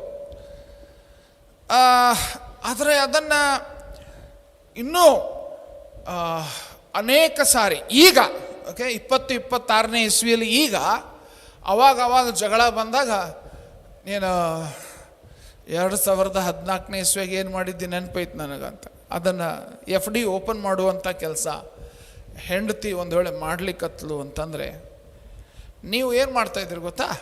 ಹಳೆಯ ಸ್ಟಾಕ್ ತೆಗೆದು ರೀಸೈಕಲ್ ಮಾಡಲಿಕ್ಕೆ ಹೋಗುವಂಥ ಗಂಡ ಹೆಂಡತಿ ನಿಮಗೆ ಎಚ್ಚರಿಕೆ ಕೊಡ್ತೇನೆ. ಏನು ಗೊತ್ತಾ? ಅದು ನಿಮ್ಮ ಹಿಂದಿನ ತಪ್ಪುಗಳಿಗೆ ಮರೆಯದೆ, ಕ್ಷಮಿಸದೆ, ಅವುಗಳ ವಿಷಯದಲ್ಲಿ ನೆನಪಿಸಿ ಶಿಕ್ಷೆ ಕೊಡುವಂತಹ ನಿಮ್ಮ ವಿಚಾರ, ನಿಮ್ಮ ಸ್ವಭಾವ, ನಿಮ್ಮ ಕುಟುಂಬ ಜೀವಿತಕ್ಕೆ ವಿಷ ಹಾಕ್ತಾ ಇದ್ದೀರಿ.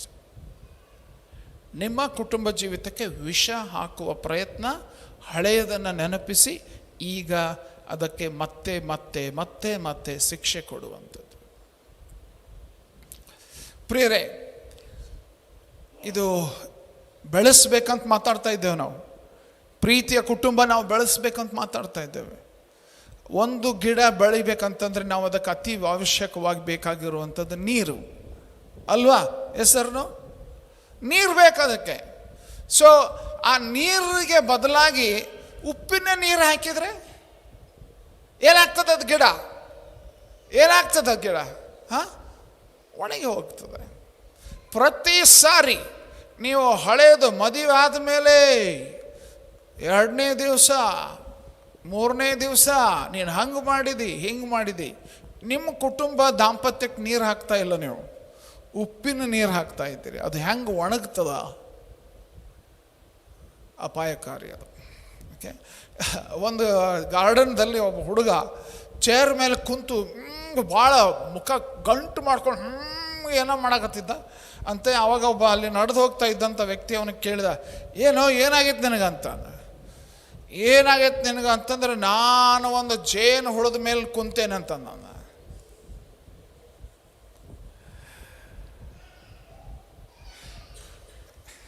ಅವನಿಗೆ ಹೋಗೋ ಹೇಳಿದೆ, ಯಾಕೆ ಕುಂತಿ, ಎದ್ದು ಹೋಗತ್ತಾಗಂತ. ಅದಕ್ಕೆ ಅವನು ಹೇಳಿದ, ಇಲ್ಲ ನನಗದು ನೋವು ಮಾಡ್ತದ. ನಿನಗದು ನೋವು ಮಾಡಿದೆ, ಈಗ ಅದು ಏನು ಮಾಡಕತ್ತೈತಿ ನಿನಗೆ? ಕುಟುಂಬ ಜೀವಿತದೊಳಗೆ ನೆನ್ಪಿಟ್ಕೊಳ್ರಿ, ನೀನು ಒಂದು ವೇಳೆ ಅವಳಿಗೆ ನೋವು ಉಂಟು ಮಾಡಿದಿ ಅಂದ್ರೆ ಅದು ನಿನಗೆ ವಾಪಸ್ ಬರ್ತದ.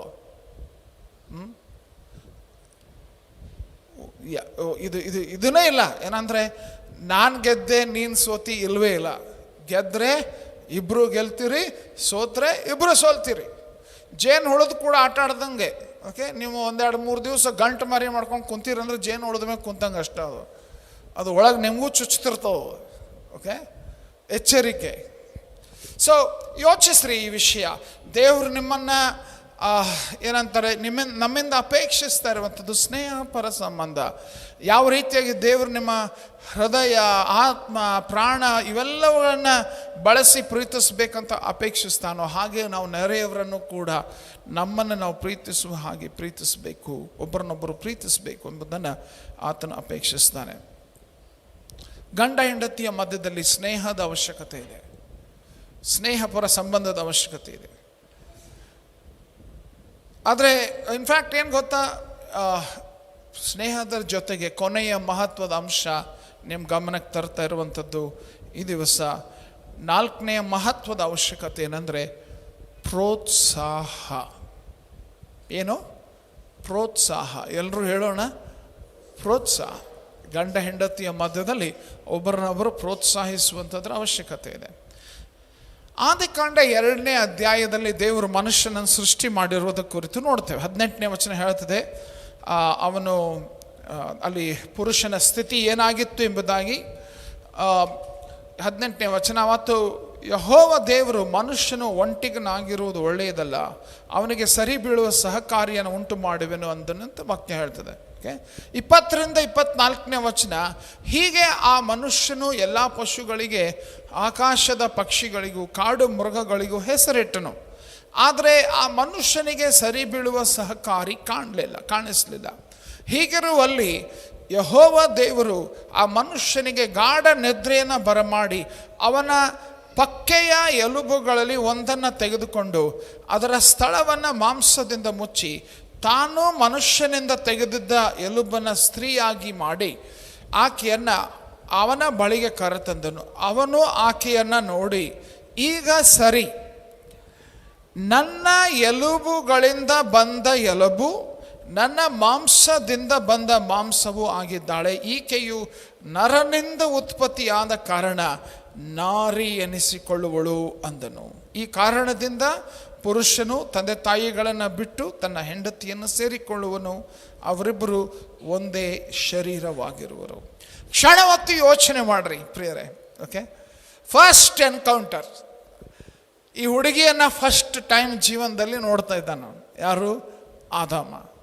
Okay, first encounter, first impression ಮಾತುಗಳನ್ನು ಗಮನಿಸಿದ್ರ? ಓಕೆ, ನೀ ಹಿಂಗದಿಯೇನು, ನೀ ಹಂಗದಿಯೇನು? ಇಲ್ಲ. ಏನು ಗೊತ್ತಾ, ಆ ಮಾತಿನ ಅಂಶ 23ನೇ ವಚನದಲ್ಲಿ ಫಸ್ಟ್ ಸ್ಟೇಟ್ಮೆಂಟ್. ಅಲ್ಲಿಂದ ಪುರುಷನು ಸ್ತ್ರೀಯೊಂದಿಗೆ ಮಾತನಾಡಿದ ಫಸ್ಟ್ ಸ್ಟೇಟ್ಮೆಂಟ್ ಕ್ರಿಟಿಸಿಸಮ್ ಅಲ್ಲ, ಹೀಯಾಳಿಕೆ ಅಲ್ಲ. ಪುರುಷನು ಸ್ತ್ರೀಯ ಸಂಗಡ ಮಾತಾಡಿದ ಮೊದಲನೆಯ ಮಾತು ದಬ್ಬಾಳಿಕೆಯ ಮಾತಲ್ಲ, ಹೀಯಾಳಿಕೆಯ ಮಾತಲ್ಲ, ಅಥವಾ ಖಂಡನೆಯ ಮಾತಲ್ಲ, ಭಾಳ ನೇರವಾದ ಮಾತು. ಏನು ಗೊತ್ತಾ, ನೀನು ನನ್ನವಳು. ವಾವ್. ಓಕೆ, ನೀನು ನನ್ನವಳು. ಯೋಚಿಸಿದ್ರಾ? ಈಗ ಸರಿ, ಈಕೆ ನನ್ನ ಎಲುಬುಗಳಿಂದ ಬಂದ ಎಲುಬು, ನನ್ನ ಮಾಂಸದಿಂದ ಬಂದ ಮಾಂಸವೂ ಆಗಿದ್ದಾಳೆ. ನನ್ನವಳು ನೀನು ನನ್ನಿಂದ ಬಂದವಳು, ನನ್ನವಳು ನೀನು. ಓಕೆ, ಈಕೆಯು ನರನಿಂದ ಉತ್ಪತ್ತಿಯಾದ ಕಾರಣ ನಾರಿ ಎನಿಸಿಕೊಳ್ಳುವಳು. ವಾ. ಓಕೆ, ಇದು ಏನಂದರೆ, ನಿಮ್ಮ ಗಂಡ ನಿಮ್ಮ ಈ ಮಾತನ್ನು ಹೇಳಿದರೆ, ನೀನು ನನ್ನವಳು ಅಂತ ಹೇಳಿದ್ರೆ ಏನು ಅನ್ನಿಸ್ತದ್ರಿ? ಹಲೋ, ಏನು ಅನ್ನಿಸ್ತದೆ? ಹೆಣ್ಮಕ್ಳು ಮಾತಾಡ್ರಿ, ವಿವಾಹಿತ ಹೆಣ್ಮಕ್ಳು ಏನು ಅನ್ನಿಸ್ತದೆ?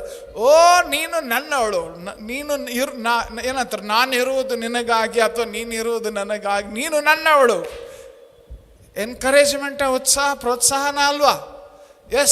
ಎಷ್ಟು ಜನ ನೀವು ಸ್ವಲ್ಪ ಎಕ್ಸಸೈಸ್ ಮಾಡೋಣ, ಎಷ್ಟು ಹೆಣ್ಮಕ್ಳು ನೀವು ಒಪ್ಕೊಳ್ತೀರಿ, ನನ್ನ ಗಂಡ ಈ ಮಾತು ನನಗೆ ಹೇಳಿದ್ರೆ, ನೀನು ನನ್ನವಳು ಅಂತ ಹೇಳಿಬಿಟ್ರೆ ನಾನು ಫುಲ್ ಖುಷಿ ಆಗ್ತೇನೆ ಅಂತೇಳಿ ಕೈ ಎತ್ತಿರಿ ನೋಡೋಣ. ನಾಚ್ಕೊಂಡು ಕೈ ಎತ್ತಗತ್ತಾರೆ ಸೇರಿ. ಹಲ್ಲೆಲೂಯಾ. ಓಕೆ, ಆದಾಮನು ತನ್ನ ಹೆಂಡತಿಗೆ ಹೇಳಿದ ಮೊದಲನೆಯ ಮಾತು, ನೀನು ನನ್ನವಳು, ನನ್ನಿಂದ ನೀನು ಬಂದ, ನನ್ನವಳು ನೀನು. ವಾ, ನನ್ನವಳು ನೀನು. ಪ್ರಿಯರೇ, ಆ ತೋಟದಲ್ಲಿ ಆದಾಮ ಹೆಸರಿಟ್ಕೊಂತ ಭಾಳ ಬ್ಯುಸಿ ಇದ್ದ. ಒಂದು ವೇಳೆ ಮೇ ಬಿ ಅನೇಕ ದಿನಗಳ ವರೆಗೂ ಹೆಸರಿಡ್ತಾ ಹೋಗ್ತಾ ಇದ್ದ. ಆದರೆ ಸರಿಯಾದ ಸಂಗಾತಿ ಏನಂತಾರೆ, ಮ್ಯಾಚ್ ಸಿಗಲಿಲ್ಲ. ಆದಾಮನಿಗೆ ಯೋಗ್ಯವಾದಂಥ ಒಬ್ಬ ವ್ಯಕ್ತಿಯು ಕೂಡ, ಒಂದು ಪ್ರಾಣಿಯು ಕೂಡ ಅವನಿಗೆ ಸಿಗಲಿಲ್ಲ. ಯಾವ ಸಂಗಾತಿಯೂ ಕೂಡ ಅವನಿಗೆ ಇಲ್ಲದಂಥ ಸ್ಥಿತಿ. ಸೊ ಅದಕ್ಕೆ ದೇವರು ನಿರ್ಧಾರ ಮಾಡ್ತಾನೆ, ನಿನಗೆ ಸರಿ ಬೀಳುವ ಸಹಕಾರಿಯನ್ನು ನಾನು ನಿನಗಾಗಿ ಸೃಷ್ಟಿ ಮಾಡ್ತೇನೆ. ಸೊ ದೇವರು ಅವನಿಗೆ ಸೃಷ್ಟಿ ಮಾಡಿಕೊಟ್ಟಂಥ ಆ ಒಂದು ಹೆಂಡತಿ. ಸೊ ಇಲ್ಲಿ ಯೋಚಿಸಬೇಕಾದಂಥ ಒಂದು ಅಂಶ, ದೇವರು ಇನ್ನೊಬ್ಬ ಪುರುಷನನ್ನು ಉಂಟು ಮಾಡಲಿಲ್ಲ. ಸರಿ ಬೀಳುವ ಸಹಕಾರಿಣಿ ಅಂತಂದರೆ ಆದಾಮನೇ ನಿನಗೆ ಇನ್ನೊಬ್ಬ ಆದಾಮನನ್ನು ಕೊಡುತ್ತೇನೆ ಅಂತ ಕೊಟ್ಟನ? ಬೈಬಲ್ ಏನು ಹೇಳ್ತದೆ? ಇಲ್ಲ. ಸರಿ ಬೀಳುವ ಸಹಕಾರಿಣಿ ಅಂತಂದರೆ ಅಲ್ಲಿ ಇನ್ನೊಬ್ಬ ಆದಾಮನಲ್ಲ, ಅಲ್ಲಿ ದೇವರು ಕೊಟ್ಟದ್ದು ಹವ್ವಳನ್ನು.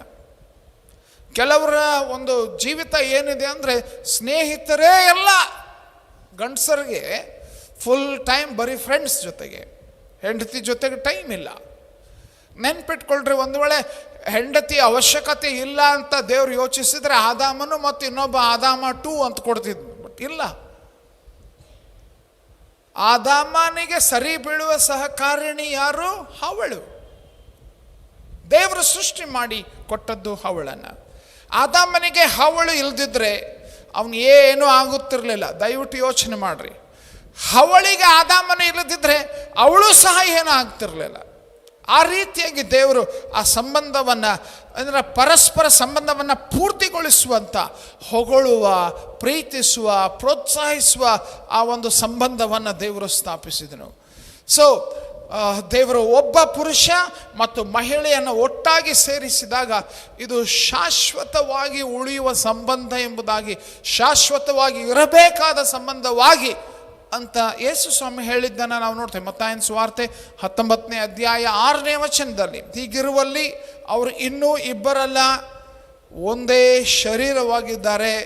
ವಿವಾಹದ ಕಾರ್ಯಕ್ರಮಗಳಲ್ಲಿ ಮಾತನ್ನು ಕೇಳ್ತೀರಿ, ದೇವರು ಕೂಡಿಸಿದ್ದನ್ನು ಮನುಷ್ಯರು ಅಗಲಿಸಬಾರದು. ನಿತ್ಯನಾದ ದೇವರು ಕೂಡಿಸಿರುವಂಥ ಈ ಸಂಬಂಧವನ್ನು ಮನುಷ್ಯನು ಅಗಲಿಸಬಾರದು. ಸೊ ಪುರುಷರು ಮತ್ತು ಮಹಿಳೆಯರ ಈ ಸಂಬಂಧದಲ್ಲಿ ಅಭಿನಂದಿಸುವಂಥ ಒಂದು ಕಾರ್ಯ, ಅದು ಆ ಒಂದು ಸಂಬಂಧ ಬಹಳ ಆರೋಗ್ಯಕರ ಸಂಬಂಧ.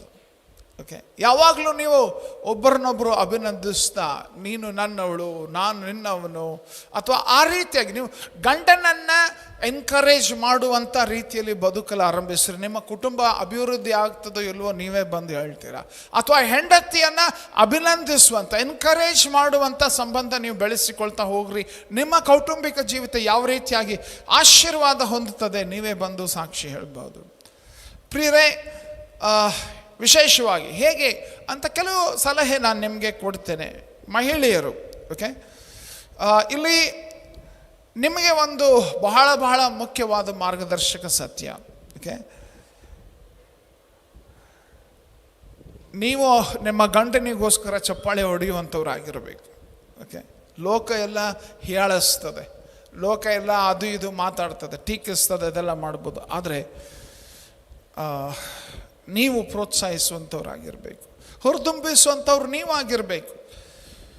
ನೀವು ಮತ್ತು ದೇವರು ಆತನನ್ನು ಬೇಷರತ್ತಾಗಿ ಪ್ರೀತಿಸಿರುವಂಥದ್ದು ಅಷ್ಟೇ ಅಲ್ಲ, ಹೇಳಬೇಕು, ನಾನು ಪ್ರೀತಿಸ್ತೇನೆ ಈ ವಿಷಯವಾಗಿ. ಓಕೆ, ಆತನು ಜವಾಬ್ದಾರಿಯುತವಾಗಿ ಜೀವಿಸುವುದಕ್ಕಾಗಿ ನೀವು ಪ್ರೋತ್ಸಾಹಿಸಿರಿ. ಟೀಕಿಸುವುದಲ್ಲ, ಬೈಯುವುದಲ್ಲ, ಹೀಯಾಳಿಸುವುದಲ್ಲ, ಪ್ರೋತ್ಸಾಹಿಸಿರಿ. ಎನ್ಕರೇಜ್. ಓಕೆ, ಪ್ರೋತ್ಸಾಹಿಸಿರಿ. ಅದು ವಿಶೇಷವಾಗಿ ಈ ಒಂದು ಮಕ್ಕಳೊಂದಿಗೆ ಯಾವ ರೀತಿಯಾಗಿ ಒಂದು ವೇಳೆ ಸಂಬಂಧ ಹೊಂದಿರಬೇಕು, ನೀವು ಅಪೇಕ್ಷಿಸುವಂಥದ್ದು ಏನು ಹೇಳ್ರಿ, ಪ್ರೋತ್ಸಾಹಿಸ್ರಿ. ಇದು ಅವಶ್ಯವಾದದ್ದು. ಮತ್ತೊಂದು ಏನು ಗೊತ್ತಾ, ನೀನು ಈಗಿರುವ ಸ್ಥಿತಿಯಿಂದ ಇನ್ನು ಸುಧಾರಿಸಬೇಕು, ಇನ್ನೂ ಒಳ್ಳೆಯವನಾಗಬೇಕು, ಇನ್ನೂ ಉತ್ತಮವಾಗಬೇಕು, ಪ್ರಯಾಸ ಪಡು, ಅಭಿವೃದ್ಧಿ ಹೊಂದು, ಮೇಲಕ್ಕೆ ಬಾ. ಓಕೆ, ಪ್ರಯಾಸ ಪಡು. ಪ್ರೋತ್ಸಾಹ. ನಿಮ್ಮಪ್ಪನು ಹಿಂಗಿದ್ದ, ನೀನು ಹಿಂಗಾದಿ, ನೀನು ದಿವಾಳಿ ಆಗ್ತಿ, ಅವನು ದಿವಾಳಿ ಆದ. ನೋ. ಒಂದು ವೇಳೆ ಹೆಂಡತಿ ಗಂಡನ ವಿಷಯವಾಗಿ ಈ ರೀತಿಯಾದ ಟೀಕಿಸುವಂಥ ಮಾತು ಮಾಡಲಿಕ್ಕೆ ಹೋದರೆ, ಪ್ರಿಯರೇ, ಅವನು ಬೆಳೆಯುವುದಕ್ಕಾಗೋದಿಲ್ಲ. ಓಕೆ, ನಾವು ಪ್ರೋತ್ಸಾಹಿಸಬೇಕು. ವಿಶೇಷವಾಗಿ ಪ್ರೋತ್ಸಾಹಿಸುವಂಥ ಕುಟುಂಬ ನಾವು ಆಗಿರಬೇಕು. ಅಂದ ಹಾಗೆ ನೀವು ಈ ಸಂದೇಶ ಇವಾಗ ಕೇಳ್ತಾ ಇರುವಂಥದ್ದು ಅಷ್ಟೇ ಅಲ್ಲ, ವಿವಾಹವಾಗೋದಕ್ಕೋಸ್ಕರ ಸಿದ್ಧವಾಗ್ತಾ ಇರುವಂಥವರು ಕೂಡ ಇದನ್ನು ನೀವು ನಂತರ ಕೂಡ ಕೇಳಿ ಗಮನಿಸ್ರಿ. ಓಕೆ, ಗಂಡಸು ನಿಮ್ಮ ಒಂದು ಜೀವಿತದಲ್ಲಿ ಈ ಮಾತು ನೆನ್ಪಿಟ್ಕೊಳ್ರಿ. ಹೆಣ್ಣು ಮಕ್ಕಳು ಯಾವ ರೀತಿಯಾದ ಕಾರ್ಯಾಚರಣೆ, ಅವರ ಏನಂತಾರೆ ವೈರಿಂಗ್ ಹೆಂಗಿರ್ತದೆ ದಯವಿಟ್ಟು ಅರ್ಥ ಮಾಡಿಕೊಳ್ಬೇಕು. ಓಕೆ, ಆ ಒಂದು ಯೋಚನೆ ನೀವು ಅರ್ಥ ಮಾಡಿಕೊಳ್ಬೇಕು. ನಮ್ಮಲ್ಲಿ ಪುರುಷರದ್ದು ಏನಂದ್ರೆ ಒಂದು ಕೆಲಸ ಅಂದರೆ ಅಷ್ಟು ಕೆಲಸ, ಅದು ಬಿಟ್ಟು ಬೇರೆ ಕಡೆ ತಲೆ ಕೆಡಿಸ್ಕೊಳಕ್ಕೆ ಹೋಗೋದಿಲ್ಲ ನಾವು. ಎಲ್ಲ ವಿಷಯ ಸುತ್ತು ಆ ವಿಷಯ ತಲೆ ಕೆಡಿಸ್ಕೊಳ್ಳೋದು. ಬಟ್ ಹೆಣ್ಮಕ್ಕಳು ಎಲ್ಲ ವಿಷಯದ ಬಗ್ಗೆ ಕಾಳಜಿ ಇರ್ತದೆ. ಸೊ ಈ ವ್ಯತ್ಯಾಸ ನಾವು ಗುರುತಿಸದೆ ಹೋದರೆ, ಒಂದು ಕೆಲಸ ಅಂದರೆ ಅದಕ್ಕೇನು, ನಮ್ಮ ಒಬ್ಬ ಸ್ನೇಹಿತರಿಗೆ ಅವ್ರ ಹೆಂಡತಿ ಕಳಿಸಿದ್ಲು ಮಾರ್ಕೆಟ್ಗೆ ಹೋಗಿ ಇದನ್ನು ತೊಗೊಂಡು ಬಾ ಅಂತಂದ್ರೆ, ಅವ್ನು ಹೋಗಿದ್ದಾನೆ. ಅಷ್ಟರೊಳಗೆ ಅವ್ನು ಇನ್ನೊಬ್ಬ ಫ್ರೆಂಡ್ ಸಿಕ್ಕಿ ಮಾತಾಡ್ಕೊತ ನಾವು ಬಾಗಲಕೋಟೆಗೆ ಹೋಗೋಣ ಬಾ ಅಂತ ಹೇಳಿದ್ಕು ಅವನು ಫುಲ್ ಹೆಂಡತಿ ಮಾತು ಮರ್ತು ಬಿಟ್ಟು ಬಾಗಲಕೋಟೆಗೆ ಹೋಗ್ಬಿಟ್ಟನು. ಇರಲಿ ಆಕೆ ಮಟನ್ ಮಾಡ್ಕೊಳಕ್ಕೆ ನಾನು ಮೊಸರು ತರಕ್ಕೆ ಹೇಳಿದ್ದೆ, ಎಲ್ಲಿ ಮೊಸರು ಅಂತ ಕೇಳಿದ್ರೆ, ಮೊಸರ ಯಾವಾಗ ಹೇಳಿದ್ದೆ, ಅಯ್ಯೋ ಮರ್ತು ಬಿಟ್ಟು ನಾ ಬಾಗಲಕೋಟೆಗೆ ಬಂದೇನಂದೆ. ಇರೋ ಬಾಕ್ಸ್ ಥಿಂಕಿಂಗ್ ಅಂದರೆ ಹಿಂಗಂದ್ರೆ ಒಂದೇ ಅಷ್ಟೇ. ನೋ ಅರ್ಥ ಮಾಡಿಕೊಳ್ಬೇಕು. ಅವಳು ಕಣ್ಣೀರು ಸುರಿಸ್ಬೋದು, ಅವರು ಏನೆಲ್ಲ ಮಾಡ್ಬೋದು. ಬಟ್ ಏನು ಗೊತ್ತಾ, ನೀನು ಅವಳಿಂದ ಅವಳು ಗಂಡಸ್ ಥರ ಇರಬೇಕು ಎಕ್ಸ್ಪೆಕ್ಟ್ ಮಾಡಬೇಡ. ಹೆಣ್ಮಕ್ಳು ನಿಮ್ಮ ಗಂಡ ಹೆಂಗಸ್ ಥರ ಇರಬೇಕಂತ ಎಕ್ಸ್ಪೆಕ್ಟ್ ಮಾಡಿದ್ರೆ ಏನಂತಿರೋದಕ್ಕೆ ಸರಿಯಲ್ಲ. ಸೊ ಹಂಗೆ ಗಂಡಸರು ಸಹ ನಿನ್ನ ಹೆಣ್ಮಕ್ಳು, ನಿನ್ನ ಹೆಂಡತಿ ಗಂಡಸ್ ಥರ ಇರಬೇಕು ಸಾಧ್ಯ ಇಲ್ಲ. ದೇವ್ರು ಹಂಗೆ ಸೃಷ್ಟಿ ಮಾಡಿಲ್ಲ. ಆದಾಮ ಅವಳನ್ನು ಸೃಷ್ಟಿ ಮಾಡಿದ್ದಾಳೆ, ಆದಾಮ 2 ಸೃಷ್ಟಿ ಮಾಡಿಲ್ಲ. ನೆನ್ಪಿಟ್ಕೊಳ್ರಿ. ಓಕೆ, ಸೊ ಅವಳಿಗೆ ಮೊದಲನೇ ಸ್ಥಾನ ನೀಡುವಂಥದ್ದು ಬಹಳ ಮುಖ್ಯ. ಓಕೆ, ಒಂದು ವೇಳೆ ಕೆಲಸದಲ್ಲಿ ಹೆಚ್ಚು ಸಮಯ ನೀವು ಕೊಡ್ತಾ ಇರ್ಬೋದು, ಆದರೆ ಹೆಂಡತಿಗೆ ಪ್ರಾಮುಖ್ಯತೆ ಕೊಡುವಂಥದ್ದು ಬಹಳ ಅವಶ್ಯಕತೆ ಇದೆ. ಸೊ ಉದ್ದೇಶ ಏನು, ಯಾಕೆ ಬೇಗ ಬಾ ಅಂತ ಕರೀತಾಳೆ, ಯಾಕೆ ಟೈಮ್ ಕೊಡು ಅಂತ ಕೇಳ್ತಾಳೆ, ನಿನ್ನ ಜೊತೆಗೆ ಸಮಯ ಕಳೆದಕ್ಕ ಪ್ರೀತಿಯ ವಿಷಯವಾಗಿ. ನಿನ್ನ ಇನ್ನೊಂದು ಮಾಡಬೇಕು, ಅವಳ ಸಾಮರ್ಥ್ಯ ಏನಿದೆ ಅದನ್ನು ಎತ್ತಿ ತೋರಿಸು. ಅವಳ ಪ್ರೋತ್ಸಾಹಕನಾಗಿರು. ಎನ್ಕರೇಜ್. ಓಕೆ, ಪ್ರೋತ್ಸಾಹ. ಅವಳ ಕೊಡುಗೆಯನ್ನು ಪ್ರಶಂಸಿಸವಳೆ. ಅವಳ ಪಾತ್ರ ಏನಿದೆ ಗುರುತಿಸಿ ಪ್ರಶಂಸೆ ಮಾಡು. ಓಕೆ, ಇದು ಬಹಳ ಬಹಳ ಅವಶ್ಯವಾದದ್ದು. ಸೊ ನಿನ್ನ ಹೆಂಡತಿಗೆ ಇನ್ಫ್ಯಾಕ್ಟ್ ನಿನ್ನ ಪಕ್ಕೆ ಎಲುಬಿನ ತುಂಡು ಬೇಕಾಗಿಲ್ಲ. ದೇವರು ಸೃಷ್ಟಿ ಮಾಡಿದಾಗ ಪುರುಷನ ಪಕ್ಕೆ ಎಲುಬಿನ ತುಂಡಿನಿಂದ ಸೃಷ್ಟಿ ಮಾಡಿದನು. ಅವಳಿಗೆ ನಿನ್ನ ಪಕ್ಕೆ ಎಲುಬಿನ ತುಂಡು ಬೇಕಾಗಿಲ್ಲ, ಅವಳಿಗೆ ನಿನ್ನ ಹೃದಯ ಬೇಕು. ಓಕೆ, ಅದನ್ನು ಎಚ್ಚರಿಕೆಯಿಂದ ನೆನ್ಪಿಟ್ಕೊ. ಇಲ್ಲಿ ಅನೇಕ ಸಾರಿ ಏನು ಗೊತ್ತಾ, ಈ ಪ್ರೋತ್ಸಾಹಕ್ಕೆ ಬದಲಾಗಿ ಕೆಲವೊಂದು ಮಾತುಗಳನ್ನ ಈ ದಿವಸಗಳಲ್ಲಿ ನಾವು ಕೇಳ್ತಾ ಇದ್ದೇವೆ. ಏನಂತ, ಹೆಂಡತಿ ಗಂಡನಿಗೆ ಹೊಡೆಯೋದು. ನೀವು ಉಲ್ಟಾ ಕೇಳಿರ್ಬೇಕಲ್ಲ. ಗಂಡನು ಹೆಂಡತಿಗೆ ಹೊಡೆಯುವಂಥದ್ದನ್ನು ಕೇಳಿರ್ಬೋದು. ಬಟ್ ಇದೂ ನಾವು ಕೇಳ್ತಾ ಇದ್ದೇವೆ, ಏನಂದ್ರೆ ಹೆಂಡತಿಯು ಗಂಡನನ್ನು ಹೊಡೆಯುವಂಥದ್ದು. ಓಕೆ, ಈ ಯೋಚನೆ ಮಾಡ್ರಿ, ಪ್ರೋತ್ಸಾಹದ ಸಂಗತಿ ಅಲ್ಲ ಅದು. ಈ ಹೆಂಡತಿಯನ್ನು ಹೊಡೆಯುವ ಗಂಡಂದರಿಗೆ ಒಂದು ಗಂಡಸ್ತನದ ಮಾತು ಚಾಲೆಂಜ್ ಹಾಕ್ತೇನೆ ರೀ ನಿಮ್ಗೆ. ನಿಮ್ಮ ಸೇಮ್ ಸಾಮರ್ಥ್ಯ ಇರುವಂಥ ವ್ಯಕ್ತಿಯೊಂದಿಗೆ ಜಗಳ ಆಡು ಅವಾಗ ಏನಾಗ್ತದೆ, ಗಂಡಸ್ತನ ಅಂತಾರೆ. ಹೌದನಲ್ರಿ? ಎಸ್, ಗಂಡಸ್ತನ ಅಂದ್ರೆ ನಿನ್ನ ಸೈಜ್ನೊಳಗೆ ಸೇಮ್ ಇರಬೇಕು, ನಿನ್ನ ಏಜ್ನೊಳಗೆ ಸೇಮ್ ಇರಬೇಕು, ನಿನ್ನಂತೆ ಬಾಡಿ ಬಿಲ್ಡರ್ ಆಗಿರಬೇಕು, ನೀನು ಅವನು ಕೂಡ ಫೈಟ್ ಮಾಡು ಗಂಡಸ್ತರ ಅಂತಾರೆ. ಬಟ್ ನಿನ್ಗಿಂತ ಬಲಹೀನ ಇರೋರಿಗೆ ಹೊಡೆದ್ರೆ ಏನಂತಾರೆ ಅದಕ್ಕೆ? ಏನಂತೀರಿ? ಕಾನೂನಿನ ಪ್ರಕಾರ ಅದು ಅಪರಾಧ, ಎಚ್ಚರಿಕೆ. ಓಕೆ, ಅಬ್ಯೂಸ್ ಅಂತಾರೆ. ಅದು ನಿಮ್ಮನ್ನು ಜೈಲಿಗೆ ಹಾಕಿ ಪೊಲೀಸರು ಲಗಾಸ್ಬೋದು. ಓಕೆ, ಎಚ್ಚರಿಕೆ. ಬಲಹೀನ ಅಂತ ಹೇಳಿ ನಿನ್ನ ಸಮಾನವಾದ ವ್ಯಕ್ತಿಯನ್ನು ನೀನು ಜಗಳ ಆಡಿದೆಪ್ಪ ಅಂತ ಜಗಳ ಆಡಬಾರ್ದು ಫಸ್ಟ್. ಬಟ್ ಭಾಳ ಮಿತಿ ಮೀರೈತಿ ಅಂತಂದರೆ ನಿನ್ನ ಸೇಮ್ ಸೈಜು, ನಿನ್ನ ಸೇಮ್ ಏಜು, ನಿನ್ನ ಸೇಮ್ ವೆಯ್ಟ್ನೊಳಗೆ. ಯಾಕಂದ್ರೆ ಬಾಕ್ಸಿಂಗ್ ಮತ್ತು ಕರಾಟೆ ಒಳಗೆಲ್ಲ ಕ್ಯಾಟಗರೀಸ್ ಇರ್ತಾವ್ರಿ. ಓಕೆ, ನಿನ್ನ ಸೈಜ್ ಪ್ರಕಾರ ಇರೋರ ಸಂಗಡ ನಿನ್ನ ಫೈಟಿಂಗ್ ಮಾಡಬೇಕು. ಹೌದನಲ್ರಿ? ನೀನು ನಿನ್ಕಿಂತ ಬಲಹೀನ ಇರೋ ವ್ಯಕ್ತಿ ಮ್ಯಾಗ ಹಾಕಿ ಹೊಡೆದಿ ಬಡದಿ ಅಂದ್ರೆ ಅದು ಗಂಡಸ್ತನ ಅಂತಾರಲ್ಲ, ಅದು ಡರ್ಪಕ್ಕೆ ಅವ್ನು ಹೊರಗೆ ಏನು ಮಾಡೋಕ್ಕಾಗ್ತಾಯಿಲ್ಲ, ಇಲ್ಲಿ ಬಂದು ಹೆಂಡತಿ ಮ್ಯಾಗ ದಾದಾಗಿರಿ ಮಾಡ್ತಾನೆ. ಅವು ಗಂಡಸರ ಲಕ್ಷಣ ಅಲ್ಲ ಅದು. ಓಕೆ, ಅದು ಬೈಬಲ್ ಪ್ರಕಾರ ನಡೆಯುವ ಗಂಡಸರು ಈ ಥರ ಮಾಡಲೇಬಾರ್ದು. ಓಕೆ, ಯೇಸು ಸ್ವಾಮಿಯನ್ನು ಹಿಂಬಾಲಿಸುವ ವಿಶ್ವಾಸಿಗಳಾದವರು ಕೈ ಎತ್ತುವ ಹಾಗಿಲ್ಲ. ನಮಗಿರುವ ಯೇಸು ಸ್ವಾಮಿ ದೇವರು ನಮಗೆ ಕೈ ಎತ್ತಿ ಲಗಾಸ್ಬೋದಾಗಿತ್ತಲ್ಲ. ಹಾಂ, ವಿಶ್ವಾಸಿಗಳೇ, ನಮ್ಮ ನಡೆ, ನಮ್ಮ ನುಡಿ, ನಮ್ಮ ವರ್ತನೆ ದೇವರಿಗೆ ಮಹಿಮೆ ತರುವಂಥದ್ದಾಗಿರಲಿ. ಓಕೆ, ಇದು ಗಂಭೀರವಾಗಿ ಯೋಚಿಸಬೇಕಾದಂಥ ಅಂಶ. ಪ್ರಿಯರೇ, ನಿನ್ನ ಗಂಡ ನಿನ್ನ ಉತ್ತಮವಾದ ಸ್ನೇಹಿತನಾಗಬೇಕು ಅಂತಿದ್ರೆ, ಅಗದಿ ಟಾಪ್ ಸೀಕ್ರೆಟ್ ಅಂದರೆ ಅವನನ್ನು ಎನ್ಕರೇಜ್ ಮಾಡು, ಪ್ರೋತ್ಸಾಹ ಮಾಡು.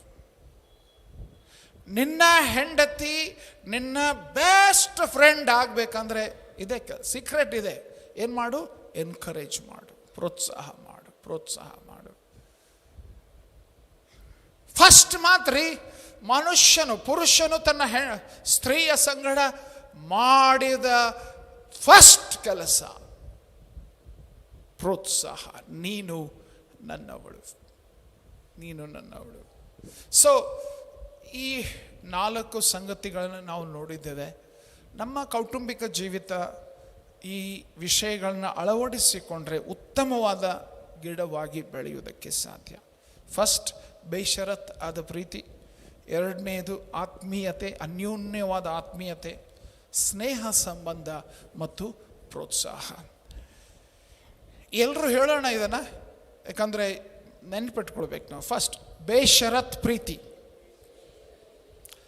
ಮದುವೆ ಆಗದಿರುವಂಥವ್ರು ನೀವು ಬಾಯಿ ಮುಚ್ಕೊಂಡು ಕೂತ್ಕೊಬೇಡ್ರಿ, ನಿಮ್ಮ ಭವಿಷ್ಯತ್ತಿಗೂ ಒಳ್ಳೆಯದಿದು. ಓಕೆ, ಎಲ್ಲರೂ ಗಟ್ಟಿಯಾಗಿ ಹೇಳೋಣ, ಬೇಷರತ್ತಾದ ಪ್ರೀತಿ.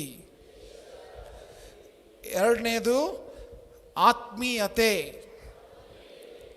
ಮೂರನೇದು ಸ್ನೇಹ. ನಾಲ್ಕನೇದು ಪ್ರೋತ್ಸಾಹ. ಕುಟುಂಬದಲ್ಲಿ ಇದನ್ನು ನಾವು ಬೆಳೆಸಿ ಆರೋಗ್ಯಕರ ಕುಟುಂಬವಾಗೋದಕ್ಕೆ ದೇವರು ನಮಗೆ ಸಹಾಯ ಮಾಡಲಿ. ವಿಶೇಷವಾಗಿ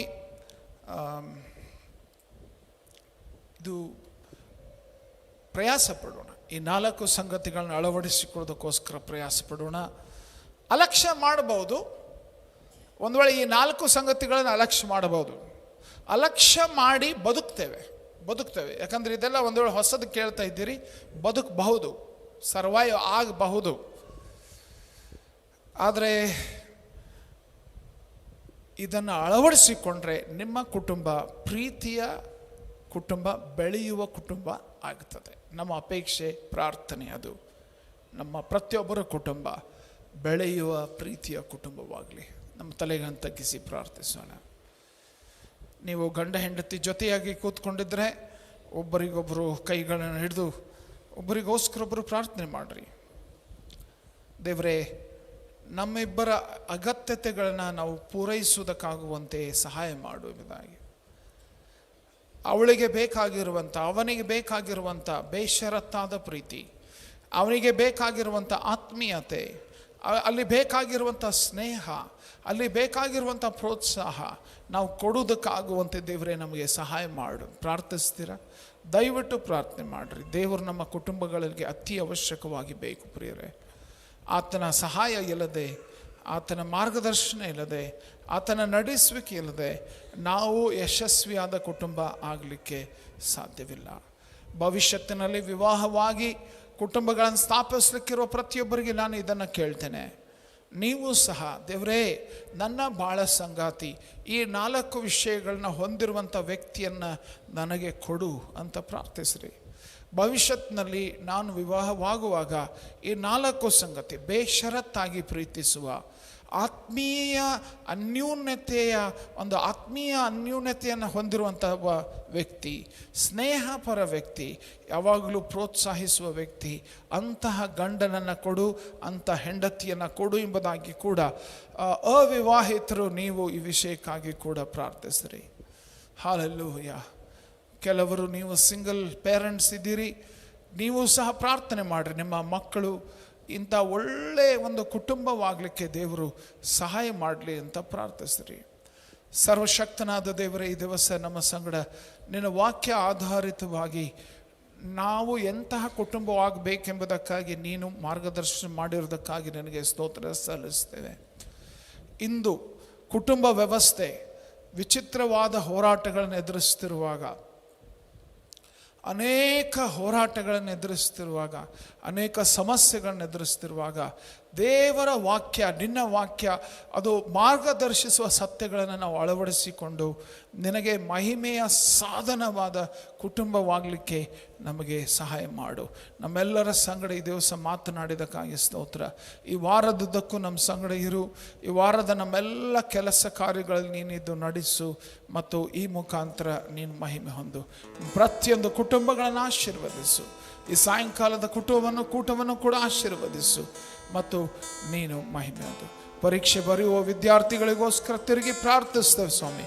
ಉತ್ತಮವಾದ ವಿದ್ಯಾರ್ಥಿಗಳಾಗುವುದಕ್ಕೂ ನಿನ್ನ ಒಂದು ಮಹಿಮೆಗಾಗಿ ಎಲ್ಲವನ್ನ ಮಾಡಿ ಜಯಿಸಿ ಬರೋದಕ್ಕಾಗುವಂತೆಯೂ ಸಹಾಯ ಮಾಡು. ಯೇಸು ಸ್ವಾಮಿ ಹೆಸರಿನಲ್ಲಿ ಪ್ರಾರ್ಥಿಸಿದ್ದೇವೆ ತಂದೆಯೇ, ಆಮೆನ್.